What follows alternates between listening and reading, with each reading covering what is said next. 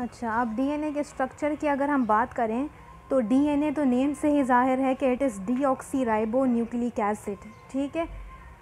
तो डीऑक्सी का मतलब होता है कि इसके पास ऑक्सीजन की कमी है, ठीक है।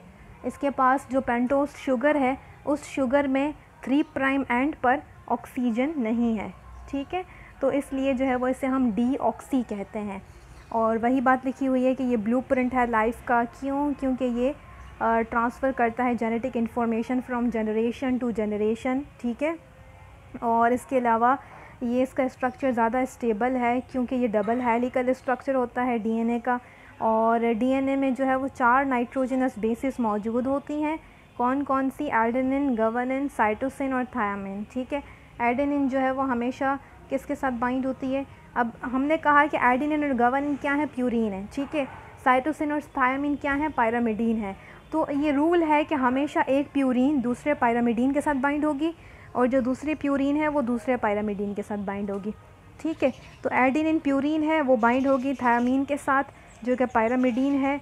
तो एडेनिन जब भी थायामीन के साथ बाइंड होगा वो डबल हाइड्रोजन बॉन्ड बनाएगा, ठीक है, क्योंकि उसके स्ट्रक्चर की स्टेबिलिटी ऐसी है कि वो 2 बॉन्ड्स बना सकता है, सही है। लेकिन जो गुआनिन है जब वो बाइंड होगा साइटोसिन के साथ तो वो ट्रिपल हाइड्रोजन बॉन्ड बनाएगा, क्यों? क्योंकि उसके स्ट्रक्चर की स्टेबिलिटी है कि वो 3 हाइड्रोजन बॉन्ड्स बना सकता है, सही है। तो ये 2 एमसीक्यूज़ तो यहाँ से ही आ गए कि एडेनिन अगर बाइंड होगा थायामीन के साथ तो कौन सा बॉन्ड बनेगा, गुआनिन बाइंड होगा साइटोसिन के साथ तो कौन सा बॉन्ड बनेगा, ठीक है। इसके अलावा डीएनए में कुछ मेजर और माइनर ग्रूव्स होते हैं जो डीएनए को अलाउ करते हैं कि वो प्रोटीन के साथ बाइंड हो। क्या क्या होते हैं वो, कैसे होते हैं, ये देखते हैं हम यहाँ, ठीक है। ये देखें ये डीएनए का स्ट्रक्चर है, सही है। ये पूरा जो है वो ओपन फॉर्म में स्ट्रक्चर है, ये हेलिकल फॉर्म में स्ट्रक्चर है, ठीक है। इसमें जो है वो एक 5 प्राइम एंड होता है, एक 3 प्राइम एंड होता है। ये आप चीज़ ये छोड़ दें कि ये क्या होते हैं, सिर्फ आप इसकी कंपोजिशन देखें कि नाइट्रोजनस बेसिस लगी हुई हैं अंदर। देखें किस तरीके से, जी है तो जी के साथ कौन है? सी है। ए है तो ए के साथ कौन सा है? टी है।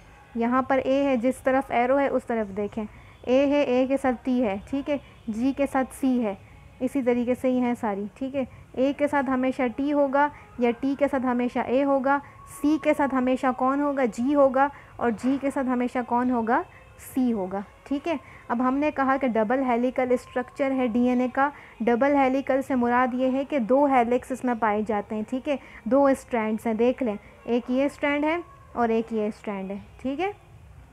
अब ये कॉम्प्लीमेंट्री स्ट्रैंड कैसे बनते हैं, इनके किस तरीके से बनेंगे, ये हम डिस्कस करेंगे क्लास में, सही है। अब 2 स्ट्रैंड है इसके, एक स्ट्रैंड अगर 5 से 3 होगा तो दूसरा इसके ऑपोजिट होगा, वो 3 से 5 होगा, ठीक है। अगर एक स्ट्रैंड पर जी लगा है तो दूसरे पर क्या लगेगा? सी लगेगा। एक पर अगर टी लगा है तो दूसरे पर क्या लगेगा? ए लगेगा, ठीक है। तो ये याद रखना है आपने कि हमेशा साइटोसिन के साथ गुआनिन बाइंड होगा या गुआनिन के साथ साइटोसिन बाइंड होगा, एडेनिन के साथ थायामीन बाइंड होगा, थायामीन के साथ एडेनिन बाइंड होगा, ठीक है। गुआनिन के लिए जी का लफ्ज़ यूज़ होता है, साइटोसिन के लिए सी का, थायामीन के लिए टी का और एडेनिन के लिए ए का, ठीक है। तो ये नाइट्रोजनस बेसिस हैं। ये देखें, ये मेजर ग्रुप है, ये माइनर ग्रुप है। ग्रुप का क्या मतलब है? ग्रुप का मतलब है कि स्पेस हो जहाँ पर खड्डा हो, ठीक है। तो ये स्पेस ऐसी है कि यहाँ पर ये डीएनए को अलाउ करती है कि वो प्रोटीन के साथ बाइंड हो। जब वो प्रोटीन के साथ बाइंड होगा तो क्या होगा? इसका स्ट्रक्चर मज़ीद स्टेबलाइज हो जाएगा, ठीक है। ये जो चीज़ें लिखी हैं 3.4, 0.34 ये छोड़ दें, ठीक है। बस इतना याद रखें कि पूरे डीएनए की जो लेंथ होती है वो 2 मीटर होती है। कितनी होती है? 2 मीटर। पूरे डीएनए की, एक डीएनए की जो लेंथ होती है वो 2 मीटर होती है। तो अल्लाह ताला की कुदरत है कि वो उसने इतने बड़े डीएनए के मॉलिक्यूल को इतने जो है वो हेलिक्स की फॉर्म में सेट कर दिया हमारी बॉडी के अंदर, ठीक है, सही। तो जितनी बातें बताई हैं बस आपने उतना ही याद रखना है। इसके अलावा अगर हम आरएनए को देखें तो RNA stands for ribonucleic acid. RNA के पास जो है वो सिंगल हेलिकल स्ट्रक्चर होता है, जैसे डीएनए के पास डबल हेलिकल स्ट्रक्चर था, ठीक है।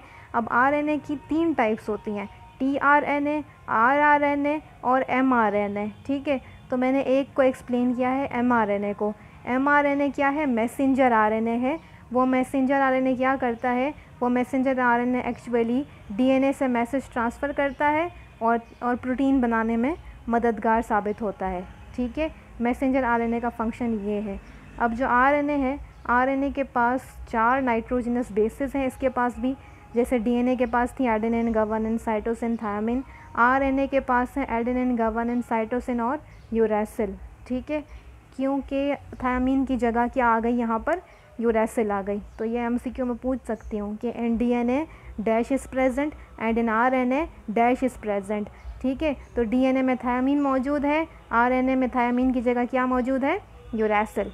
ठीक है, अब यहाँ पर एडेनिन हमेशा बाइंड होगा किसके साथ, यूरैसिल के साथ। डीएनए में वो बाइंड हो रहा था थायमिन के साथ, यहाँ ये बाइंड होगा यूरैसिल के साथ और डबल हाइड्रोजन बॉन्डिंग ही बनेगी। ठीक है, जबकि गुआनिन वही बात है कि वो साइटोसिन के साथ ही पेयर होगा और ट्रिपल हाइड्रोजन बॉन्डिंग होगी। ठीक है, जिस तरीके से यहाँ ये है। ठीक है, ये साइटोसिन है, गुआनिन, एडेनिन, यूरैसिल। अब यहाँ इसको सिंगल हेलिकल स्ट्रक्चर कहा है तो सिर्फ एक ही हेलिक्स होगा, 2 नहीं होंगे। ठीक है, तो एक ही स्ट्रैंड होगा इसका, जबकि डीएनए के कितने स्ट्रैंड थे, डीएनए के 2 स्ट्रैंड थे, आरएनए का सिर्फ एक ही स्ट्रैंड होगा। नज़र आ रहा है, सिंगल हेलिक्स है। ठीक है, और ये जो ये ब्लू और ये रिबन्स टाइप है ना, ये रिबन्स नहीं है, ये एक्चुअली नाइट्रोजनस बेसिस लगी हुई हैं यहाँ पर। ठीक है, और ये जो ये ग्रे कलर का है ना, ये ग्रे कलर ये पूरी शुगर की बैकबोन है। ठीक है, शुगर फॉस्फेट पूरी इसकी बैकबोन है। ठीक है, अब इसके अलावा अगर हम डिफरेंस देखें कि डीएनए और आरएनए का क्या है, तो आप देख सकते हैं कि आरएनए में साइटोसिन है, गुआनिन है, एडेनिन है और यूरैसिल है, जबकि डीएनए में साइटोसिन है, गुआनिन है, एडेनिन है और क्या है, थायमिन है। ठीक है, अब इसमें क्या है, आरएनए का एक तो सिंगल स्ट्रैंड है, डीएनए का डबल स्ट्रैंडेड स्ट्रक्चर है, डबल हेलिक्स है डीएनए का। ठीक है, इसके अलावा आरएनए में हमारे पास राइबोस शुगर मौजूद होगी, जबकि डीएनए में कौन सी शुगर होगी, डीऑक्सीराइबोस शुगर मौजूद होगी। ठीक है, तो ये 2 से 3 इसके डिफरेंसेस हैं, ये आपको पता होने चाहिए। या मैं एमसीक्यू में भी पूछ सकती हूँ कि the difference between DNA and RNA is that, कि वो सिंगल स्ट्रैंडेड है, वो डबल स्ट्रैंडेड है। एक डिफरेंस ये हो गया। दूसरा ये है कि DNA consist of thymine, RNA consist of uracil. तीसरा ये है कि DNA consist of deoxyribose sugar, जबकि RNA consist of ribose sugar. ठीक है, अब अगर हम बायोलॉजिकल इम्पॉर्टेंस देखें, लास्ट स्लाइड है कि बायोलॉजिकल इम्पॉर्टेंस क्या है न्यूक्लियोटाइड्स की। तो न्यूक्लियोटाइड्स की जो है वो बहुत इम्पॉर्टेंस है किसमें, लिविंग ऑर्गेनिजम्स में, क्योंकि एक तो हमने कहा कि ये न्यूक्लिक एसिड के बिल्डिंग ब्लॉक्स हैं। ठीक है, और न्यूक्लिक एसिड तो भाई हमारा पूरा जेनेटिक कैरेक्टर को वो कंट्रोल कर रहा है, तो ये इम्पॉर्टेंट है इस वजह से। दूसरा ये कि एक न्यूक्लियोटाइड हमने पढ़ा था एडिनोसिन ट्राइफॉस्फेट, आपकी दोस्ती करवाई थी एडिनोसिन ट्राइफॉस्फेट से मेटाबॉलिज्म वाले चैप्टर में। ठीक है, तो एडिनोसिन ट्राइफॉस्फेट क्या है, adenosine sugar triphosphate, adenosine triphosphate. ठीक है, इसमें जो है वो शुगर है, फॉस्फेट है और एडिनोसिन। एडिनोसिन हमारे पास क्या है, एडिनोसिन नाइट्रोजनस बेस है। ठीक है, ऐसा नाइट्रोजनस बेस जो शुगर के साथ अटैच है और उसके साथ कौन क्या है, 3 जो है वो हमारे पास फॉस्फेट ग्रुप्स हैं। ठीक है, तो ये जो हमारे पास एटीपी है वो क्या करता है, वो बहुत सारे मेटाबॉलिक प्रोसेसेस में एनर्जी प्रोवाइड करता है।